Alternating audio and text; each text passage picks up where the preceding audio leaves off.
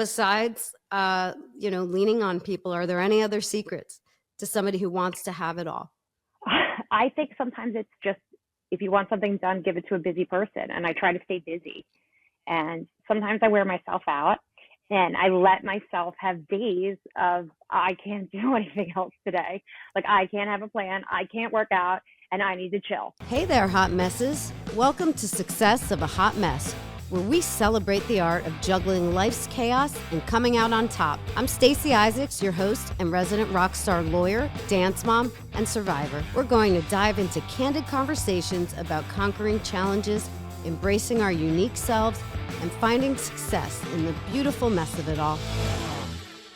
Hi, Dayna Benn. Hi, Stacey Benn. Thank you. Hi. My sister-in-law is here today talking to us on Success of a Hot Mess. So I wanted to have you on because, well, one, you're fabulous. Two, you're a mama. Three, you are an attorney. So you kind of have it all going on. You work out. We have a whole lot in common besides that we're both married to the Benns, right? Are we going to spend this hour talking about them? we could fill an hour. Seriously, we could. Or like their parents. We could do that. But I want to talk today. I kind of want to dive into how you balance it all. Because I know that I, might make it look all nice and packaged, but people who really know me know that I am a bit of a hot mess. Me too, though. Let's just start. Tell me, the name of your firm and what you do. So my firm is Benn Law Estates. My husband, Andy, Dave's brother, he is also Benn Law, but he does like more medical malpractice and injury. And I am an estate attorney and I do I'm very niche. I only do like things that happen when you die and legally. So Benn Law Estates is like my little subsection of our firm. And that's all I handle is disputes and issues and assist families when a loved one passes or they have some sort of issue with their estate. Okay. Do you ever help people who are more on the estate planning side, who are maybe not dealing with the death? Yes, I do a lot of estate planning. I love doing more of the like post-death work, like helping families deal with that. It's, there's so much going on and so much like crisis when somebody passes that to be able to help and manage that legally for the families is where I really enjoy my work. But yes, I also do estate planning and there's I get a lot of pleasure out of that too, because it gives a peace of mind to families. But I would say it's about 30% is estate planning and 70% is everything else. Okay. So there's always a journey that gets somebody, because you don't just generally pop out of law school, take the bar, and go out on your own. So how did you get to have Benn Estates?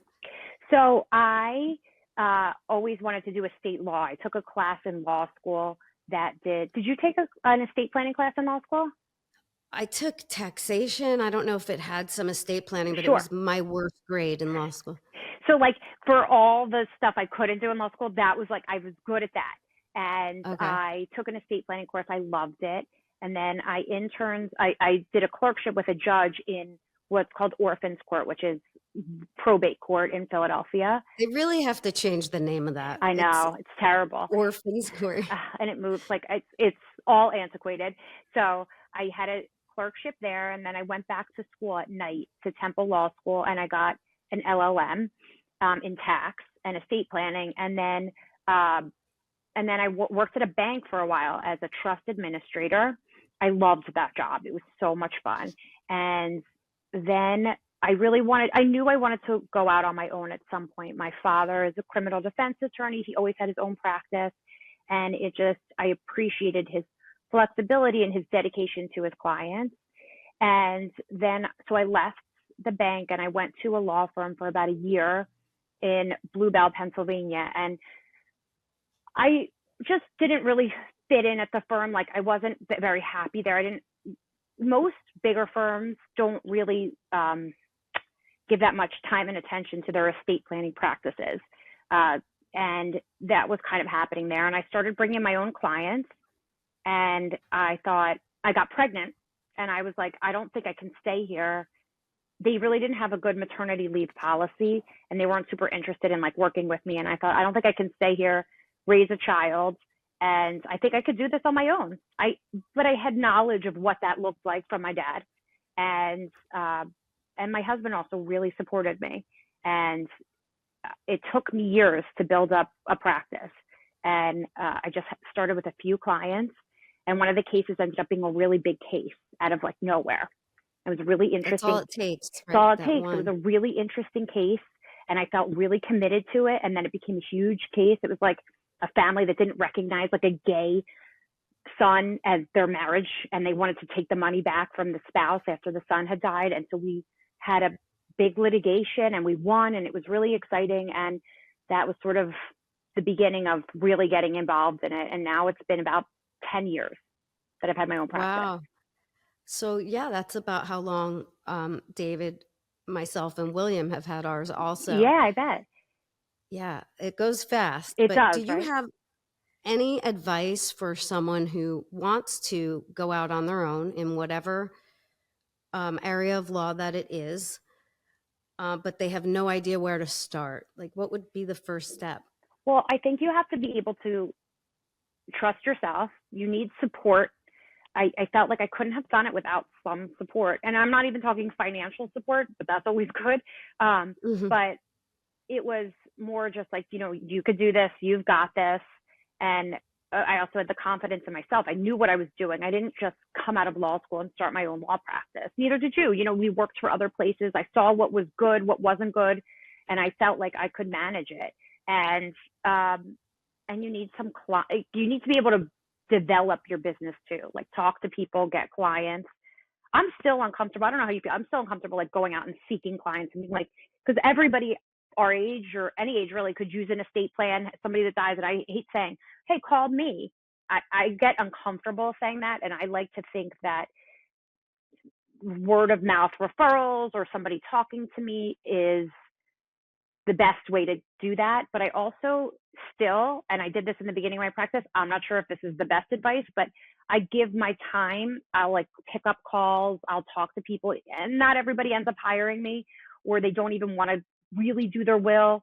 But, I'd like to give my time and my energy so that people will come back or they'll refer me. And that's sort of, you have to kind of give up some time of your own without being paid initially, I think, to make clients and make connections. Do you have any quotes that you live by? That's a really interesting question. Yeah, like any inspirational. Do you? Well, a lot of it is based on memes that I see that kind of resonate with me. I saw one that just stuck with me, and it said, "Have you ever met a hater doing better than you?"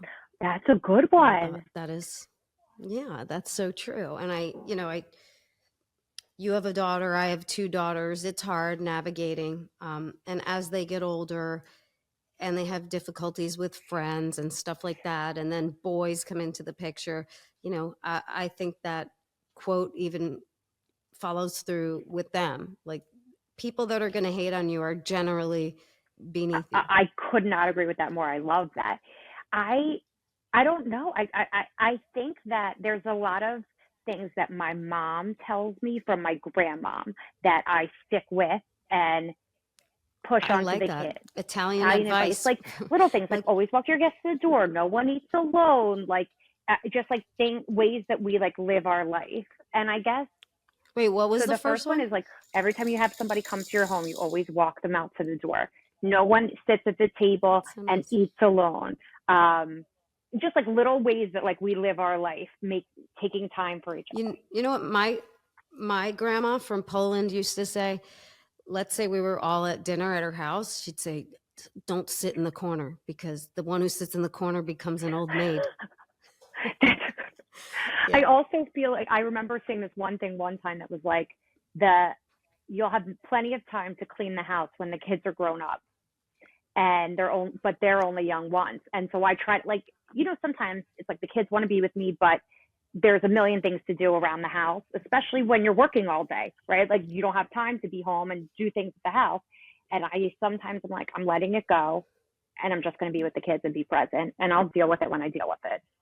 That's a good way to be. I mean, I just saw another one online that really struck me, and it said, one day there's not going to be anyone to drive to practice. So Right. getting my kids to their respective practices and rehearsals, it takes a village, Yeah. basically. Like all of us moms lean Yeah. on each other, or David helps me out. Is there anyone that you lean on, like whether it be a nanny or your husband or your in-laws? Well, we don't have, like, Anthony's always been very strange about us having any help with the kids, but he, in light of that, he steps up a ton and helps me with the kids a lot. We recently moved, as you know, like a year ago to the suburbs, so it's different managing schedules like that than it was in the city, where we were all just walking around together and helping each other. But two of my best friends live out here, and we help each other a ton, and we're always in each other's homes. And even I have another friend who has a son Jacob's age, and we do a lot together and help each other out a ton. Yeah, we really do. Feed each other. Like, I have a case right now, speaking of like just the work-life balance, that has been in litigation and consuming my life. Like, I'm not sleeping because I'm anxious about it, and I am working like 10 hours a day, and it's really stressed. And, my best friend will be like, I'll pick up the kids, I'll cook dinner, come over here, don't worry about that, and eat and relax. When my friends came over and folded all my laundry because I was so stressed out and I didn't have any time. Who are these friends? Because I need some of them. There's three of them, and they're the best, and I don't think I could do it without them. But likewise, I would step up for them for anything, and they know that too. Right. So yeah, I think there's no shame in asking No. for help from from anyone. Unfortunately, my mom lives like a good 45 minutes away, so it's not easy for her to get out here to help. But I do lean on other moms, and having my own firm allows me to go pick up Jules at Right. 2:30. Most people can't do Yeah. that. And now, do most of your friends work? Are they entrepreneurs? Not too many of my female friends are entrepreneurs. I have one friend who recently started her own commercial real estate company, and she's doing amazing. And but I would say almost all my friends do work in some capacity, but a lot of them work part-time and have flexibility in that capacity. As you know, it's very difficult to work full-time for somebody else and take care of your kids when school ends and you have activities and there's days off. I think it's very difficult to manage without having actual employed childcare. I agree with you. I don't think I could do it. I mean, I know my mom did it, but times were very different, and we were what you called latchkey kids. Like, we came home, and so did everyone else, and it was fine. But it's very different. Yeah, I remember walking home by myself from elementary school and letting myself in the house with like a key under a mat. Same. And now you would never do that. And no cell phones. And no cell phones. Like, yeah. They didn't know. But we did it then. But now I also feel as though my kids are very scheduled now. Like, they have a lot. I didn't have as many activities growing up, and I was just home. Right. Same. I know you do charity work. Tell me about the charity. So I do a lot of work for a charity called JAFCO. It's a Jewish adoption family services. And they have a big presence in Florida. Actually, they have what's called the JAFCO Village in Florida, where families in crisis can stay, and children who have no parents to take care of them can stay instead of being put, in like a social work, in like a system.